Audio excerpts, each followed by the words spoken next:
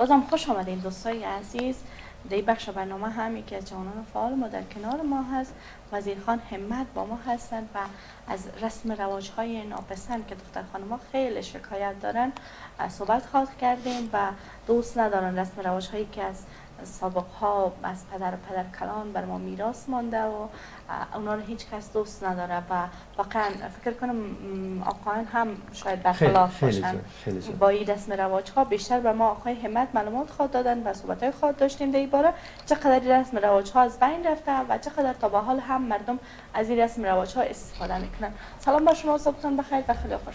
ډیره زیاته مننه شبنم خور. سلام تاسو ته نظري صاحب ته او یو سلام ستاسو د خپرونې ټولو قدرمنو لیدونکو او اوریدونکو ته. خدای دې وکړي چې خوشحال مو پیل کړی اوسه. ډېره زیاته مننه همت صاحب. د هغه ناوړه دودونو په برخه کې ډېرې ټولنې او ډېرې ځوانانو کار کړی دی. واقعا یعنې مخکې هغه پوهه کم و، اوس هغه دی موږ ماستران لرو، دوکتورا پي ایچ ډي او تر یعنې لوړ زده کړو پورې هم کسان رسېدلي دي. په دې باندې پوه شوي دي چې دا ښه دی او دا بد دی.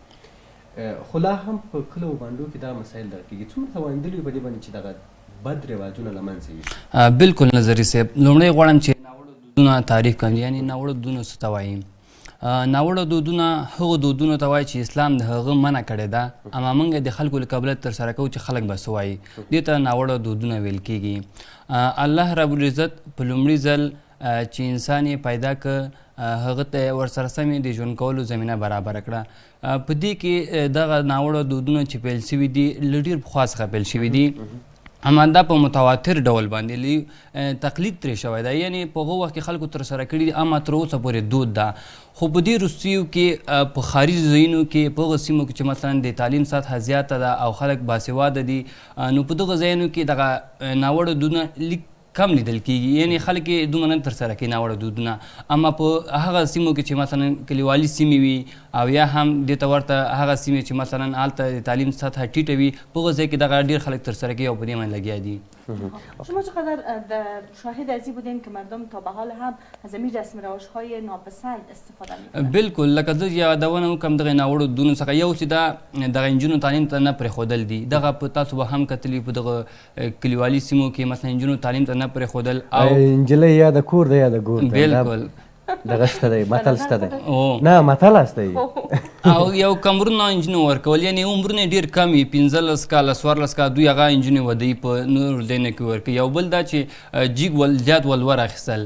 تاسو به کتلي چې مثلا په دې وروستیو کې د ولور دومره زیات شوی دی چې ډېر ستونزې راپارولي ځوانانو په وړاندې. ځوانان دې ته مجبوره کېږي چې نورو هېوادونو ته لاړ شي تر څو دغه ولور پوره کړي او بیا لاره کې څومره مشکلات ګالي. او په راتلونکي کې مثلا دغه کوم پلار چې مثلا په خپل لور باندې ولور واخلي، بیا په راتلونکي کې مثلا دا جلکې سي بیا مثلا واده سي، هلته بیا زیاتې ستونزې ورته پیدا کېږي. مثلا کورنۍ لخوا تهدیدونه ورته کېږي چې موږ تا باندې مثلا دومره پیسې درکړي دي او مثلا ته موږ دومره مثلا په سختۍ دلته راوستې که نه. خو دا بیا بېلابېل ستونزې ورته پیدا کېږي.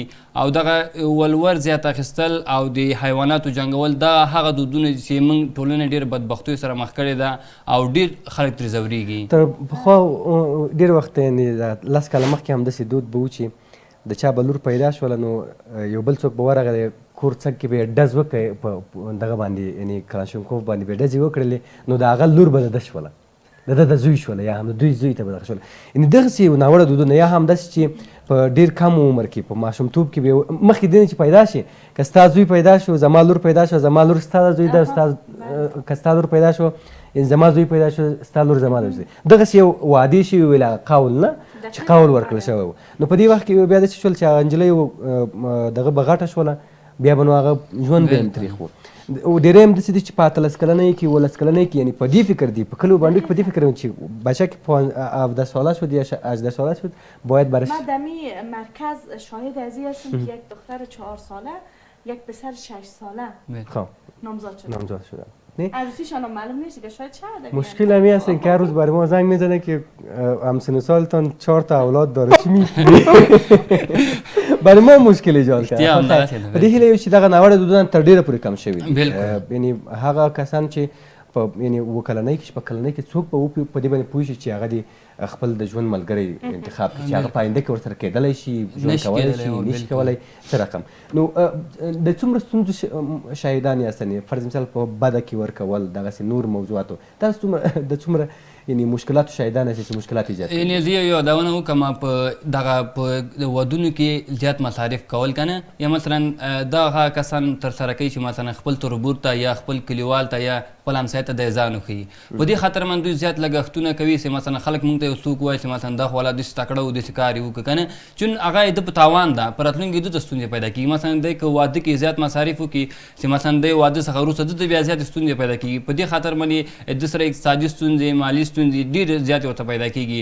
نو دغسې یو پېښه وترسره شوله چې واده یې په هوټل کې ترسره کړه. نو هغه سړي چې مثلا کوم اډر ورکړی و او کوم پیسو مطابق چې مثلا ده وس درلوده هغه د اډر ورکړی و.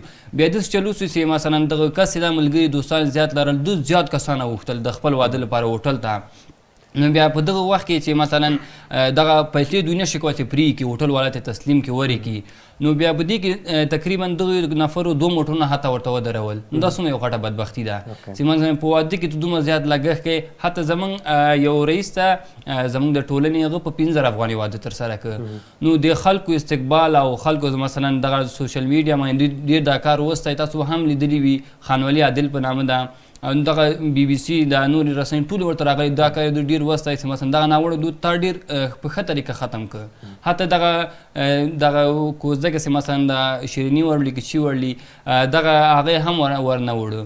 نو په 15,000 افغانۍ باندې د واده ترسره کړه. اوس یې ښه ښایسته ژوند او ژوند که هیچ کومه ستونزه نشته. واقعا یک تعداد مردم هستن که به خاطرشون خود خرجدار او بار میکنن به خاطر اینکه اگر حویلی داشته باشه زمین داشته باشه او رو سودا میکنن در خرڅی حتی سود کوي ورته زیاتر هم دستی دی چې خانواده دختر نمیخواد به اون اندازه اما بچه میگه نه باید ما با سویه خوب آرایشی بکنم. هم یک تعداد خانواده هم هستن یک تعداد خانواده های هم هستن که یعنی کورنۍ هم دي چې واقعا پر زوم باندې ډېر فشار راوړي او مجبوري یې ده چې دا کار وکړي. زیاتره کسان دي چې موږ په نور هیوادونو ته ځي د مجبوریت په اساس باندې هغوی خپل ژوند له لاسه ورکوي. څه کول پکار دي په دې برخه کې؟ دیني علما، مدني ټولنې، ځوانان څومره رول لري چې باید دغه له هر څه مخکې باید موږ خپله پوهه زیاته کړو. که چېرې مثلا موږ په دې پوه شو چې دا کار ښه ده دا کار بد ده له هغه څخه وروسته چې مثلا موږ خپله پوه شو خپله پوهه ولرو او په دې پوه شو چې مثلا دا کار ښه ده دا بد ده دا زموږ په تاوان ده دا زموږ په نقصان باندې دا په راتلونکي باندې موږ څومره بدې اغېزې لرلی شي له هغه څخه وروسته باید موږ دغه کار په یو ښه پلان سره ترسره کړو. او دې کې دغه فرهنګي ټولنې چې مثلا تا یادونه کړه نظري صاحب دغه فرهنګي ټولنې تر ټولو زیات مهم رول لري ځکه چې خلکو سره د عامه پوهاوي په برخه کې په خلکو باندې باید دوی وګرځي خلکو سره باید خبرې وکړي چې تاسو دا کار ولې ترسره کوئ بد نه ولې ترسره کوئ. ته اسلام خو ته نه دي وایي چې مثلا ته بد رواجونه عملي کوې. اسلام خو د خیر دین ده هغه خو د سوکالۍ دین ده او تاسو باندې په اسلام کې تاسو باندې زور نشته چې مثلا تاسو دومره غټ بارونه په اوږو اچوئ او مخ ته یې وړئ. نو دغه په راتلونکي ډېر ستونزې پیدا کوي. علما باید هغه مثلا په چې خپل جوماتونو کې هغه کوي تبلیغ کوي خلکو ته باید دغه یادونه وکړي تر څو دا خلک په دې باندې خبر شي دا کار بد ده. او بل دا چې دغه ځوانان باید په دې کې ډېر مهم رول لري.